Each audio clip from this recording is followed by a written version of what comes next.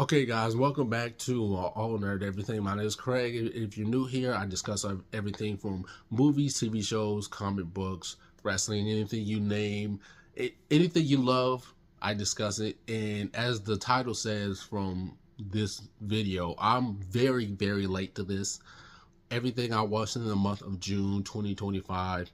And mainly because, well, first of all, a couple of weeks ago, I was on vacation for a whole week and I didn't have internet service where I went, and I was going out of the country, so it was either pay for Wi-Fi for $20-$50 a day, and I wasn't going to do that.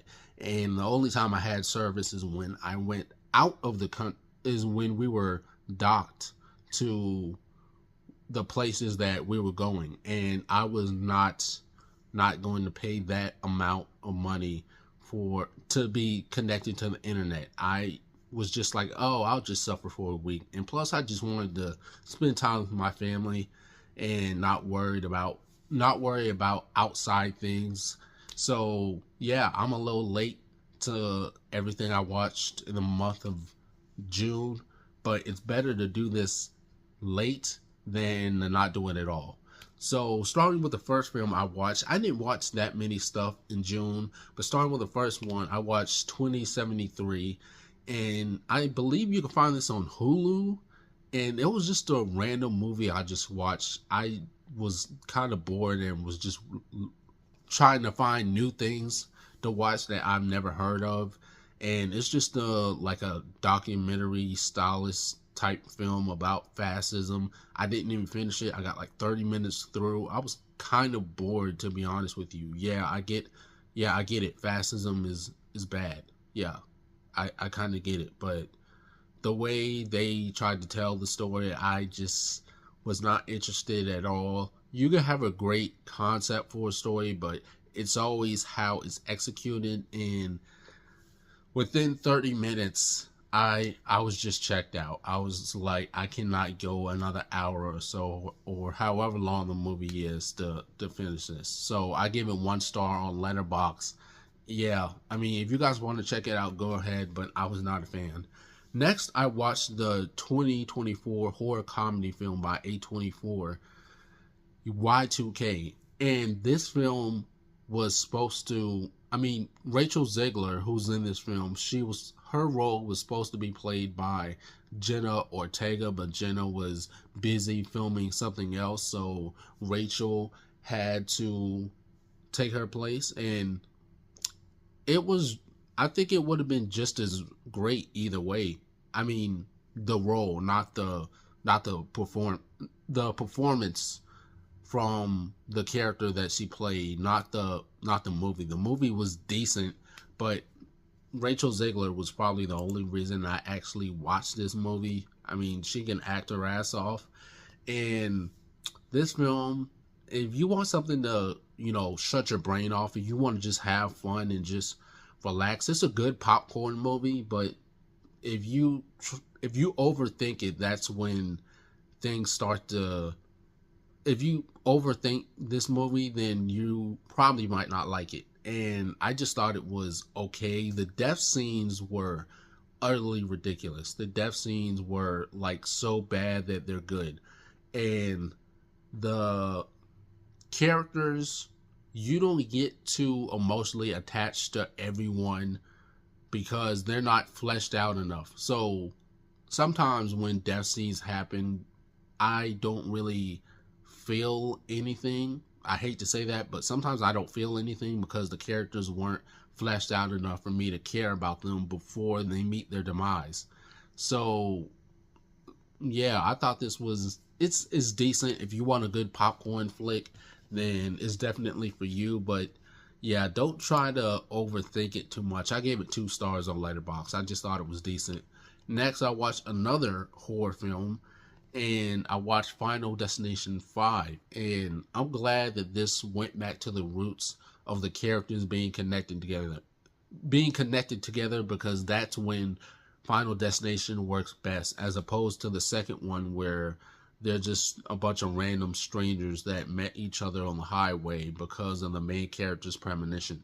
So yeah, Final Destination 5, the the death scenes with the gymnast death scene, that was just freaking that was freaking insane. There were some parts of the film that were kind of comical, but I mean, like I said, I'm glad they were able to get back to of the characters being connected together.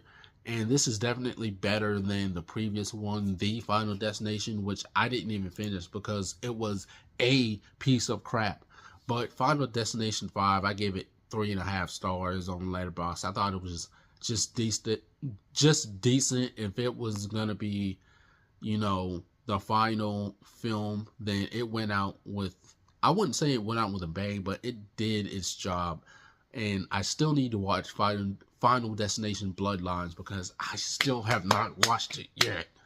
But yeah, that's what I thought of the film. 3.5 stars on Letterboxd. Next, I watched Cleaners, and I believe you can watch Cleaner on, what is it, Peacock? I believe I watched this on Peacock, and starring Daisy Ridley, and she plays this like a outside building cleaner who has to save her brother who's trapped on the inside of the building, and her brother's on the spectrum, and he's constantly being kicked out of schools and stuff like that. So she's looking after him and trying to maintain this job that she has of an outside building cleaner, and she has to save him because he's locked on the inside doing a hostage situation. And look, the whole revenge against the upper class thing, I feel like that's the easiest movie to do. Like, are we supposed to feel bad for them? I mean, both sides are evil either way. You're evil for eating off the middle and the lower class, and also the people, holding everyone hostage and taking innocent people's lives. You're also garbage. So I don't feel like I should pick a side. There's no like right or wrong in my opinion. But yeah, the whole eating, like, revenge against the upper class thing, I feel like that's the safest plot to do. And they went safe with this movie. The pacing is a little slow, but once it gets going, it has its moments. I mean, like I said, with Y2K, you turn your brain off, then you can have fun with this film. But like I said, the pacing, it takes a while to get into the groove of things. But this film was just decent. It was okay. The CGI is a little spotty, and you can tell. And the brother-sister dynamic is actually probably one of the best things about the film. I think it's just whatever. I just watched this because I'm trying to watch as many films that came out this year as possible to top my films that I've seen last year. I don't even remember what the number is, but I gave this 2.5 stars on Letterboxd. I mean, it's just, it's whatever.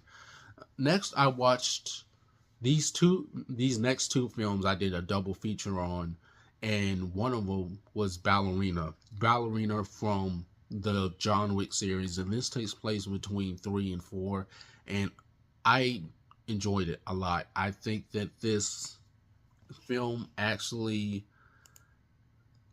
I feel like not enough people went to see this film. I felt like there should be more leading women in action films, and if more people would go see them, then more studios would actually get behind more action films with leading ladies in them.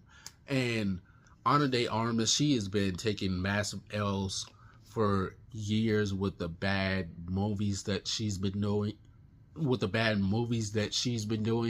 and hopefully this got her back on the right track of making actually good, decent projects, because this was a lot of fun. And even with this film, just like John Wick, I love how she uses her uses her environment to her advantage, which was so fun to see. Just watching Ana de Armas kick ass in like high heels and a dress, I absolutely loved it. And I definitely want to watch it again when it comes out on physical media. So I'm excited about the physical media release, and I think more people should have went and saw this, because when a lot of people saw Keanu Reeves in the trailer, which this might be his last outing as John Wick, which I'm fine with because he said that he's getting older. But when a lot of people saw him in the trailer, I was hoping that he wasn't going to overshadow the story or Ana de Armas, but he doesn't. He's inserted at the right spots in the movie. He's not there for too long. He doesn't overstay his welcome. And yeah, I thoroughly enjoyed the small part that he had in it. He's, like I said, he's not there for too long, and it's not just a quick cameo. It's just there. He's just there to serve, you know, kind of help Ana de Armas's character. But I gave this 4 stars on Letterboxd. I enjoyed it. I think more people should go watch it. And the other film I watched that I did a double feature on the same day as Ballerina was Materialist, which is written and directed by Celine Song. And I'm still very disappointed and upset that Past Lives was not nominated for Best Picture or Director or Original Screenplay at the Academy Awards.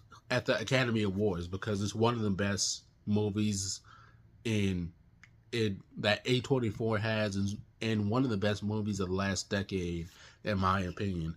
And a lot of people are very mixed on Materialist.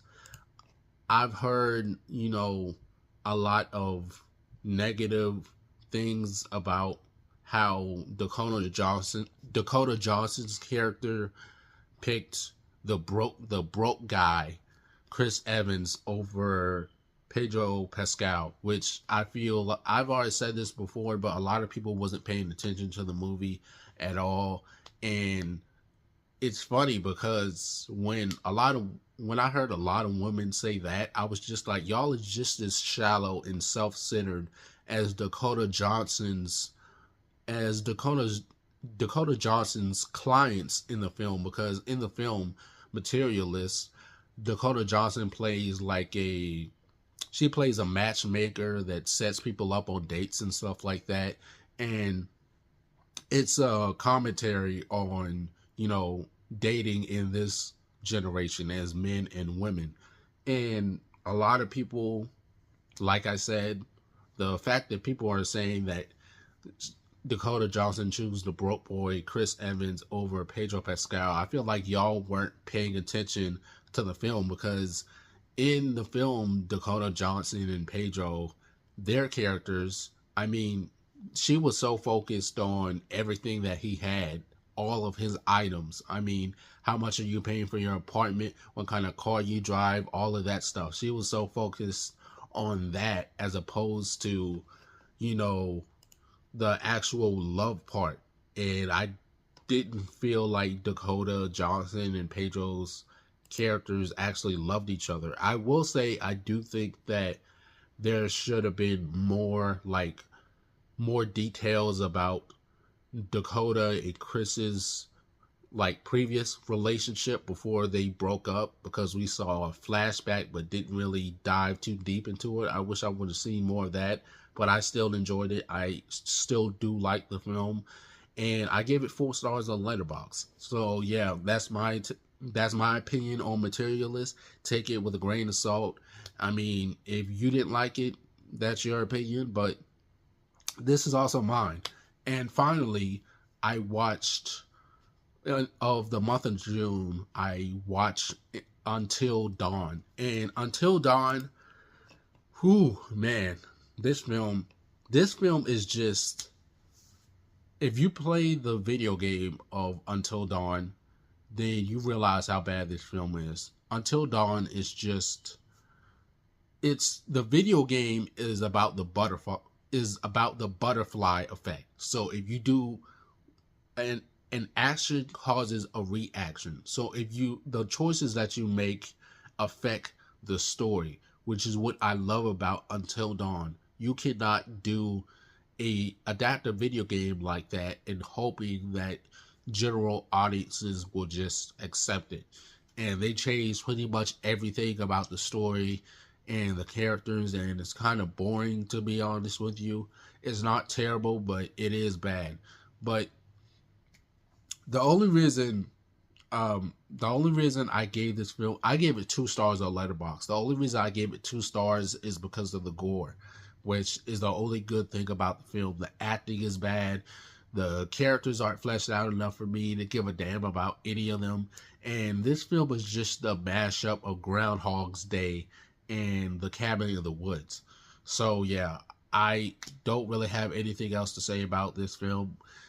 I give it 2 stars on Letterboxd. Yeah, it's bad, but the only reason, like I said, the only reason I gave it 2 stars is because of the gore. If it wasn't for that, I'd give it a half a star.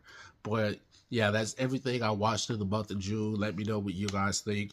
But until then, don't forget to like, comment, subscribe to stay updated with more movie, TV show, and comic book news and reviews.